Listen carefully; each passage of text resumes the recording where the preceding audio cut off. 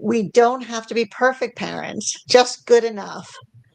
I could hear the collective sigh of millions of parents around the world when they hear that, because most of us are trying to be perfect. And when our kids are not perfect, we think it's our fault. I have with me, I'm really excited today to have with me an expert well, she's an expert in so many things, really. An expert in working with teens and young adults, an expert at working with, twice exceptional children, children that have, that are just a little bit different maybe and don't feel like they fit in. And she's also, has a long history of her, a private practice and such. So I have Dr. Susan Blumberg. Susan and I met about a year, maybe a year and a Year half ago. ago, Yeah. something like that. And then we actually recently spent some time together in Boise, Idaho, which was really nice. So Susan, why don't you tell us a little bit about yourself and also your journey of how, I know you're a coach now, but you didn't start out there. So tell us a little bit Yeah. about you. It's so good to see you again, Lori. Yes, we met, I think, a year ago, April, where we worked together on a journey of self-development, which was Hmm. so important to us. And I think it's a journey a lot of parents have to take. So I want to talk about that today. I started in my career over 40 years ago, becoming a child clinical psychologist, helping families of children, adolescents, um, to work on family relationship issues and behavior. I'm trained as a cognitive behavioral therapist, doing family therapy for kids of all ages and working with couples. I've co authored 7 books on relationships and communication, which I believe is a central issue for families, for adults, and for kids. And then about 10 years ago, I took a step, as our coach would say, and moved to being a coach, because the part I liked best of everything I did was helping someone identify a goal and then develop skills and strategies and a plan for helping that goal be achieved. That was the most important part of everything I did. And you don't need to be a psychologist to do that, even though it gave me the training and the background I need to be successful at it. And so for the past 10 years, I've really focused on teens and young adults from about age 14 to 30 or so, who are dealing with communication issues, organization and structure issues, and difficulty launching into the next stage of their life, whether that's middle school to high school to college, college to adulthood. They're all experiencing the same issues. I don't know how to move forward. I don't have the skills to do it. Oh, yeah, that's so true. I know. I have a 21-year-old son, so I'm right there with you. But so Susan, I know your expertise. You don't just have this expertise, but you've applied it, because I know you are a mother yourself and a wife. I got to meet your husband recently, and I know you have an amazing family relationship. So you've taken what you know and put it into practice. I've heard amazing stories about your children. Um, let's talk a little bit about, we're going to go into a lot more about working with the children, but I want to talk just a little bit more about the parents, because you know, I know whenever my son does something that I don't approve of or I don't like, I'm always like, God, I was a bad mother, or I didn't, and we often blame Sure. ourselves, and we feel like it's our responsibility to make perfect children, which is an impossible dream. So could you talk a little bit about that? So I believe that we can all be good enough parents, and we do not have to be perfect parents. And we guilt ourselves to death Mhm. because we can't be perfect parents, and we blame ourselves for the problems our children have. So, what is a good enough parent, and why is that the goal we should really strive for? Well, there are several major child psychologists who have helped us understand that the good enough parent is actually the goal we want.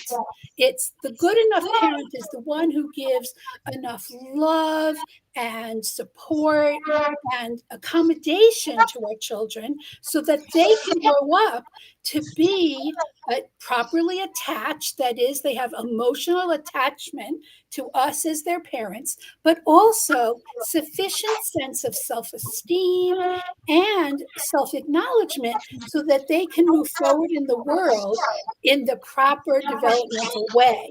So they don't stay attached to us when they're ready to be independent. And that's the good enough parent. The hardest part for us sometimes is that teen period when we want them to be attached to us, but our teens really want to go out and be with their peers. Right? The college age that you call the empty nest, it's a terrible term. And Mhm. the thing is, what we really want is to move from a child centered life to a more partner or friend centered life so that we can emotionally let our kids detach from us and start developing their own independent adult life. And so, what we think of as the perfect parent is actually one who hovers and maybe keeps our Mhm. kids close and pours all our love into our children, but then we don't keep anything back for ourselves. So that good enough parent gives the right amount of love, the right amount of affection, the right amount of attachment, and lets our kid develop in a healthy way. Oh, I love that. And as you were talking, I was thinking, like, wouldn't it be horrible if we were perfect parents? How hard would that be for a child if your parent was perfect? I mean, I think our kids need to see us mess up and realize it's So true. okay. If you had a perfect parent, you'd always be questioning yourself. I'm never good enough or so. So And I the think, other flip side of that is our kids need to see us fail so they can see us properly solve problems too. mhm. I fight with my husband. We've been married. It'll be 42 years in November. We've been together 50 years in September. Wow, it's rolling up on me. And they see us fight, but they also see us solve our problems. And isn't that a better role model that they see us come apart and then they see us come together again? Because then we're modeling for them how to handle conflict in their own lives. Yeah, I love that. That Now, I that want makes to so be much clear, sense. we didn't just do it naturally. We got help. That's another role model we gave our kids. We went to therapy several times in our long marriage because we hit roadblocks. And what we did is we modeled for our children that it's okay to go get help for that. No, that's a really important lesson to show your kids that sometimes you can't do it alone and you need help. And at that time, it's okay and it's actually good to ask for it. And the smartest people and the most successful Right. people know when to ask for help. So that's something that I think, because a lot of our kids, they have a problem and they hide it because they think, oh, I don't want to admit I failed. I don't want to ask for help. I should be able to figure this out. And modeling that you should get help is really important. Very, very important. And I, I have twice exceptional kids. Those are kids who, like many of my clients, are both gifted or even profoundly gifted, meaning at the very highest levels, and also carry disability labels like ADHD, autism, anxiety disorder, and learning disabilities. Both my kids have some combination of those. And I'm a coach for kids like that. This is what I do for a living. And I was in the field for 10 years, even before my first child was born. She's 30 now, and my son is 26. So when my son was in ninth grade, after a number of years of behavioral problems, his schoolwork really, really suffered. He has really, pretty difficult ADHD and organizational issues. And I'm telling him, this is the kind of support you need, and these are the supports we'll give you at home. And he was shut me out. I'm mom. He wasn't going to listen to me. And I'm the Mhm. queen of communication skills and organizational skills, but I'm also mom. I couldn't help my own kid. So, what's the solution? I hire an executive functioning coach for my own kid. I have to practice what I preach, right, Lori? And so I had to make a mindset shift that I can't be everything to my kid. My kid didn't need me as a coach. My kid needed me as mom. And I went and hired somebody to do that for him. And our relationship recovered so quickly. Hmm. Suddenly, I didn't have to check assignments. I wasn't going on the school website. We talked about outer space. It was his special interest. We both like exotic cars. Suddenly, I'm watching, how many YouTube videos of kids playing video games, right? Can you watch? But that's what the kid wants you to do. That's what you do instead of arguing about his schoolwork. And our relationship really recovered. And so, what I learned to be a good enough parent, not a perfect parent, the perfect parent would have been able to help him, right? No, I No, went and got him help, just like my clients hire me to help their kids. that I that's practice what I preach. that's such great advice. I know there's probably a lot of coaches watching because we do have coaches in the audience. Right. And, I'm a mindset coach. And yet, my mom has some issues with anxiety and depression. And I can't help her. I try, but it's like, no, we end up fighting or arguing. And Yeah. my son regularly tells me, like, stop using your coaching voice. So, if you're a coach and there are people you love that need to be coaches, find them a coach. Don't try to coach Exactly. them. Exactly. Practice what you preach. I Mhm. say it all the time. And when my kids were younger, one of the skills that I really depended on, they would tattle. You have kids, they tattle on each other, right? Mhm. And they're 4 years apart. So they would be 6 and 10, 8 and 12. It's a hard age range at that point. But my daughter had autism and didn't have a lot of social skills. So they played together actually really well. And they would come running to me to tattle on each other. And I would say to them, I learned pretty quickly not to intervene. Because if I Mhm. intervene, they both end up going to their rooms or they'd lose their favorite toys, the typical kind of interventions that parents do. You put them in timeout, you take away the toy. So I learned to say to them, do you want me to handle this? Or can you handle it yourself? Because you won't like the results if I intervene. They learned they'd lose the toy or they'd have time out. But if they could work it out themselves, once I had taught them some problem solving strategies, some communication skills, if they handled it themselves and could work out the problem, they could keep playing, Hmm. right? So if they came to me, I would always say, can you handle it yourself? Because you won't like the results if I intervene. And it quickly happened. By the time my youngest was 7 or 8 and my daughter was 11 or 12, they would come to me. I would say this, and they would say, no, mommy, we don't need you. And they'd run away and problem solve on their own. So Oh, I learned I could teach them communication and problem solving skills. That's what I teach the teens and adults I work with now. No more nagging, no more fighting. They learn a problem solving technique.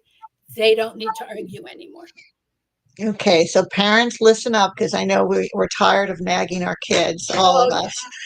So, and that kind of greatly leads us into the topic of, I know one of your other beliefs, Susan, is that all kids, and by kids I mean kids and young adults. I mean, you're a kid till you're 40.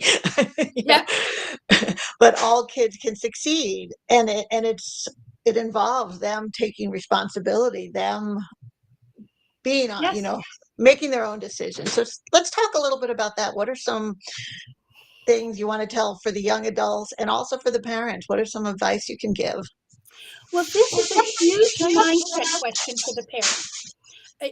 Mindset is so much about what I end up teaching families, and it has to do with changing your expectations for what your teen or young adult can accomplish. So many times they come to me saying, my kid can't do this, can't do that, won't do this, won't do that. And we have to work on what I call the lens change. And this is a theory from Dr. Ross Green, Green with an E at the end. And his website is Lives in the Balance. And Mm. what he talks about is you go to the eye doctor. I know you're not wearing them now, but you wear glasses Right, I like have I my do, glasses. Lori. And you go to the eye doctor and they put that big machine in front of your face and they say, which looks clearer, lens one or lens two, Mhm. three or four? I wear trifocals, seven or eight, nine or 10, blah, blah, blah, right? And for parents is, you know, does they won't do this? They can't do this. Can you look at it from they're just angry or they don't know how to do it? Which lens is clearer? And Mm. so I work with parents on changing their expectations. For example, your kid has ADHD. When they won't sit through or they are not able to sit through a full night at the dinner table, this is a younger child or maybe a preteen, is it that they won't do it or they literally can't do it because of their ADHD? And so by changing our lens or our expectations, we can learn strategies to help teach the child. It's just like the problem solving. Are our kids fighting because that's all they know how to do? And if we taught them a problem solving strategy, we change our view, we change our Mm. lens, we change our expectations. Young adults, I have lots of college age students whose parents come to me and said, you know, my kid, this is a real client, kid in college getting ready to apply for master's programs. They're moving out of a dorm. They don't know how to do laundry. They don't know how to clean the toilet. They don't know how to take care of themselves. Well, is it the kid has autism? Is it that they can't do those things?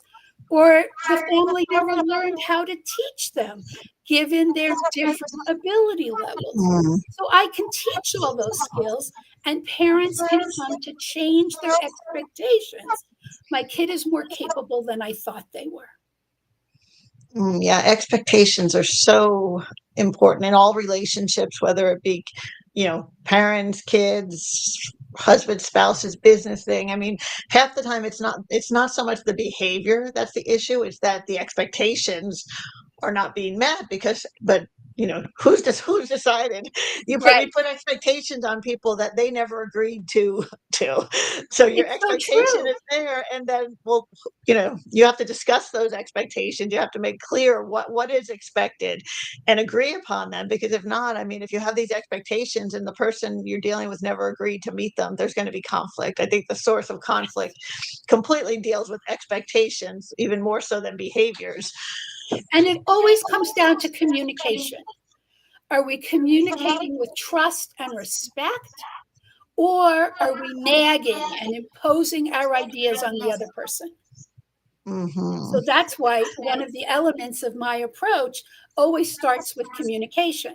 A common framework and vocabulary for communication allows us to have mutual trust and respect and opens up our ability to learn what the other person really wants or needs or feels instead of imposing our expectations on them. Yeah, and that definitely takes work on, especially on the parents' part, but on, I know I'm actually, it's interesting. I'm starting this 6-week challenge as part of this. It's called the World Changers movement that I've joined, and we're ending with a retreat in Fiji. And part of this, we had to set goals, and with Yes. our goals, we have a reward if we make them and a consequence if we don't, and we have to achieve them 90%. And as I mentioned, I have a 20-year-old son, and I have a husband who, has some issues as well. And I have a temper, and sometimes I get angry when they don't meet my expectations. So one of my goals is to um, not get, to stay calm under situations where I normally get angry at least 75% of the time. And my consequence, if I don't meet that goal, if I don't meet these goals, is I'm actually going to get a crew cut, which I love my hair, so it'd be quite shocking. So I've been tracking so far we started this morning. So far I had 3 times where I could have normally gotten upset. I only got upset once, so I'm not quite at 75% yet, but I forgot. So, but Two it really, thumbs up. yeah. But it does require work sometimes, especially if you've lived like this for, 10 years, 15 years, 20 years, and your children have, and you've been yelling at your kids all these years for not doing stuff. It's a clearly a mindset shift that, I think the kids, the teens, the young adults will appreciate it once they realize it, because I know they don't like being nagged and yelled at. So I think they'll really, most kids will take to the responsibility once they know what's expected of them, and learn what they need to do. So, one strategy that I teach the teens to help them have that mindset shift is to set their intentions. So, this might help you as well, Lori, Probably. is before you go into that conversation with your husband or your son, is to set your intention, to say to Mhm. yourself, I'm going to go into this conversation with a calm voice. This is the goal I want to achieve. I want them to accomplish this chore, or I want them to talk about this content, and my intention is that I will have a calm voice and I will not raise my volume. And if I feel that I will, I'll step out of the room. Mhm. And so by setting your intention in advance, it helps you get all the tools you need before the event happens. Yeah, So that's I great. use that with my teenagers. One, when they go into a communication with their parents, I said it with the parents. You're not going to nag. You're going to listen instead of talk. And I said it, for example, when they're going to do their homework. They'll Mhm. say, I have homework in 4 classes. And we say, I'm going to do one easy assignment and one hard assignment. And then suddenly they're peaceful. Oh my God, I don't feel so overwhelmed because I set my intention. What do you think? I love that. Yes, yeah, having those intentions, it takes care of the expectations, because when you have your intentions, you know what's expected. So Right. I think that's a great tool for the parents and the teens and the young adults. I'm going to keep in touch with you, Lori, to see how you Yeah, do well, with that.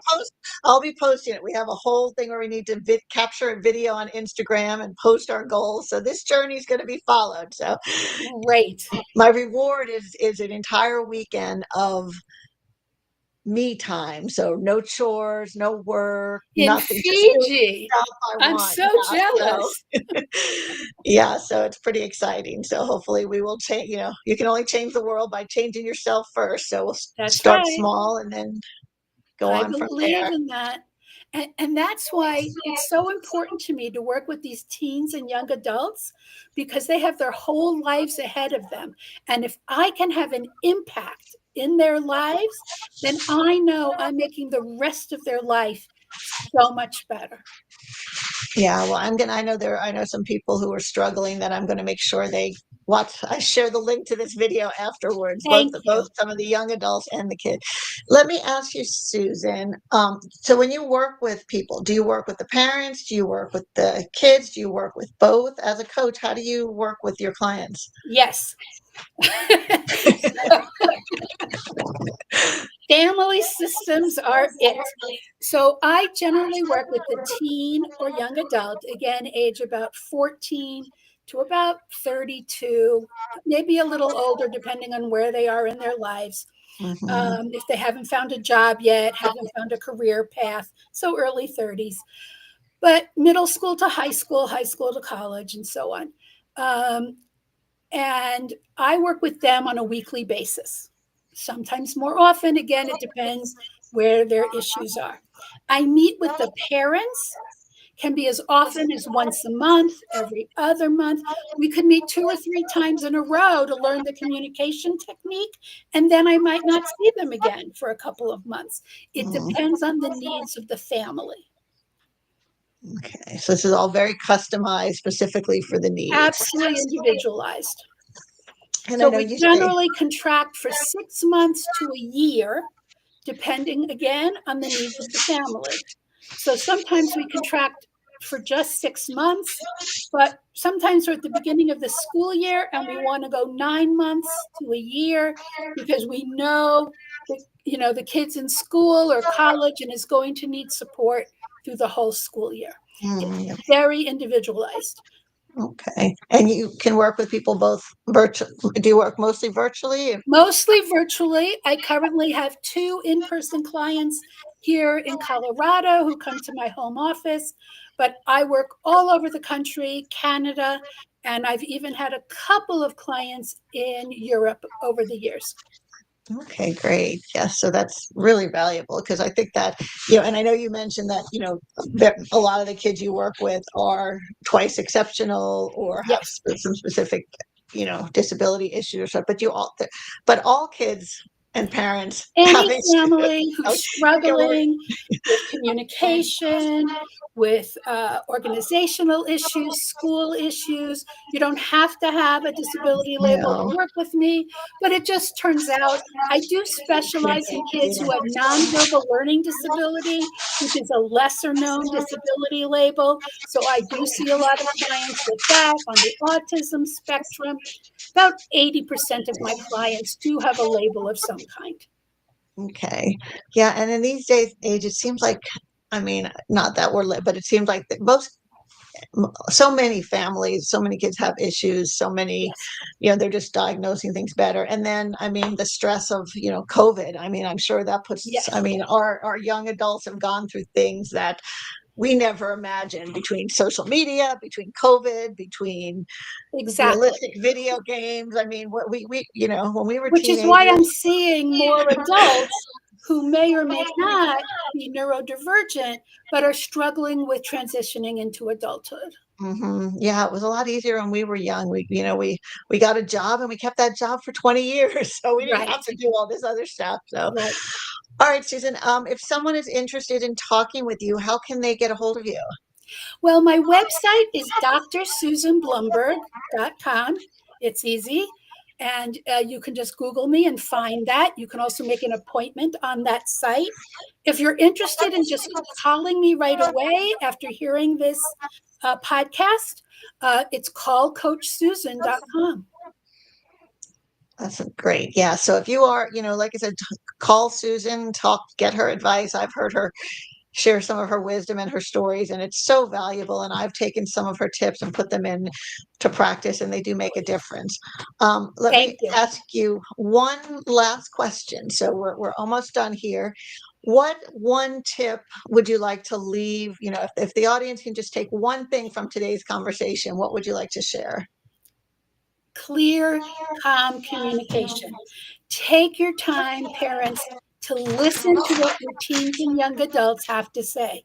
Often, when we're listening, even in today's smashing podcast, where we're really giving you great information, you're thinking about, well, what's my teen going to argue with me about? Or what am I going to cook for dinner tonight? Turn off your brain while you're listening. Only keep your ears active so that you're listening to what your teen or young adult has to say well enough to be able to paraphrase it back to them. Be able to say, what I heard you say, teen, was that my nagging really bothers you. Or you heard your teen say, what they really need is more time on their own to be able to accomplish their own stuff. Or what you heard them say was, it really bothers them when you and dad fight. If you can work on your active listening, you're taking your relationship with your teen or young adult light years ahead. Oh, that's so valuable. Yeah, listening. Talk less, listen more. That's it. And yeah, it's funny because I see this happen when I ask my son questions. I get, yes, no. And then when we're driving or we're somewhere and I don't say anything and I'm totally quiet, then he just starts telling me everything. That's It's it. like sometimes just let them talk and listen and be there. That's so important. It's great It's so advice. important. So important. Don't put in your ideas. Don't put in your feelings. Don't give advice. Just listen and say back what you heard them say. Thank That's you, what your kids Susan. want. That's such great advice. So let's all try that. Try it for a week and pop on one of the pages, YouTube, LinkedIn, Facebook. Let us know how it happened after you listened. We want to hear your results. So, I'd well, love to get on my Facebook, Susan L. Blumberg, and let me know. You'll see posts from me about teens every day. Thank you. I'm going to make sure I'm on there. I think we're friends, but I have to make sure I'm Let's there. make sure we are. Well, thank you so much, Susan. This Thank has you, been Lori. great. Thank you, everyone who's listening and everyone who's going to listen. I know, excuse me, a lot of you listen afterwards, recorded, but this is live on Facebook, LinkedIn, YouTube. A sip of water here. And this has been a great episode. I'm going to share this with some people who I think need to hear it. I'll probably listen to it again. Join me next Monday. We're back at the regular time, which is 11 a.m. I had a flight this morning and wanted to make sure I had time to get here. So that's why we made it a little bit later. But next Monday, 11 a.m. Central Time. My guest next week is Rich Brand. Rich is a Rich Kozak, who's a branding expert. He goes by, his company is Rich Brand. So, but he's a branding expert who's been doing this. I mean, did this for huge companies, Fortune 500 companies, and now he does it for coaches, entrepreneurs, and helps you truly be the brand you are. So he's going to be our guest next week on Monday Mindset Mastery. I'd like to thank Susan again for being here, and we will see you all next Monday. Have an amazing week and be extraordinary, because that's something we can all do. So thank you so much. Thank you, Lori.